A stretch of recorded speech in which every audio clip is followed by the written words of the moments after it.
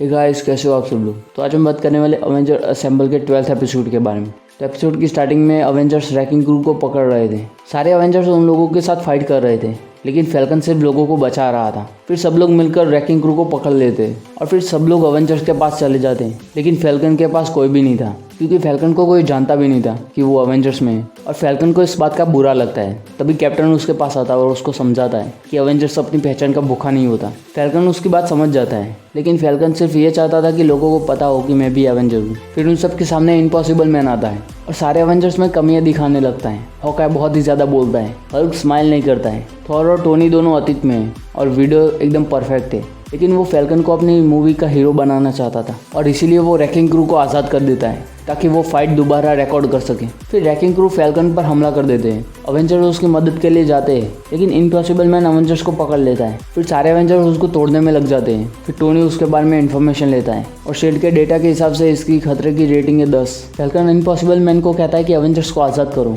मैं इन लोगों को अकेले नहीं पकड़ सकता, लेकिन इम्पॉसिबल मैन उसको मना कर देता है। फिर हल्क जमीन तोड़ देता है और इससे अवेंजर्स आज़ाद हो जाते और फिर सारे अवेंजर्स इम्पॉसिबल मैन पर हमला कर देते हैं, लेकिन उनके वार इम्पॉसिबल मैन पर इफेक्ट नहीं कर रहे थे और इम्पॉसिबल मैन उन सबको दूर रखता है फाइट से, ताकि फैल्कन उन सबको पकड़ सके। फिर हल्क इम्पॉसिबल मैन को लेकर चला जाता है और अवेंजर्स को टाइम मिल जाता है फैल्कन की मदद करने के लिए, लेकिन तब तक फैल्कन ने रैकिंग क्रू को पकड़ लिया था और फिर अवेंजर इम्पॉसिबल मैन को भी पकड़ लेते हैं और फिर सारे अवेंजर्स उससे बहुत सारे सवाल पूछ रहे थे, जिससे परेशान होकर वो वहाँ से टेलीपोर्ट हो जाता है। लेकिन इम्पॉसिबल मैन कहीं पर नहीं गया था और वो अटूमा को अवेंजर्स टावर में लेकर आया था। ये सब उसने फैल्कन के लिए किया था, लेकिन तब तक सारे अवेंजर्स अटूमा से भिड़ चुके थे और फिर कैप्टन फैल्कन से कहता है कि तुम ही उसको समझा सकते हो ताकि वो विलन्स को यहाँ पर बुलाना बंद कर सके। फिर फैल्कन इम्पॉसिबल मैन को समझाने लगता है कि ये कितनी बड़ी प्रॉब्लम है। अटूमा अवेंजर्स टावर में घुस गया है, लेकिन इम्पॉसिबल मैन गलत समझ लेता है और उसको लगता है कि विलन्स की कमी है। फिर वो सारे विलन्स को एक साथ बुला देता है, ब्लास्टर, मिडगार्ड सर्पेंट, वेंडिगोज।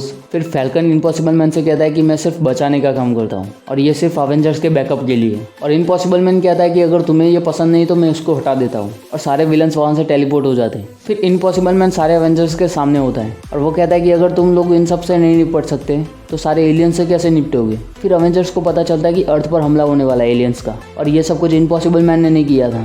तभी टोनी को पता चल जाता है वो लोग अर्थ पर हमला करने के लिए नहीं आ रहे हैं, वो लोग इम्पॉसिबल मैन को पकड़ने के लिए आ रहे हैं। दरअसल वो एक जाति के बारे में डॉक्यूमेंट्री बना रहा था और वो बात उन सबको पसंद नहीं आई, इसलिए वो लोग इम्पॉसिबल मैन को पकड़ने के लिए आ रहे थे। तभी अर्थ पर एलियंस आने लगते हैं और इम्पॉसिबल मैन अपना कैमरा लेकर तैयार था ताकि वो फैल्कन पर पूरी फिल्म बना सके। फिर अवेंजर्स एलियन के साथ लड़ने लगते हैं, लेकिन एलियंस इम्पॉसिबल मैन को पकड़ने आ रहे थे, लेकिन हल्क और थॉर मिलकर उन सबको रोक लेते हैं। और फिर टोनी कहता है और भी एलियन आ रहे हैं, हमें जल्दी से उस पोर्टल को बंद करना पड़ेगा।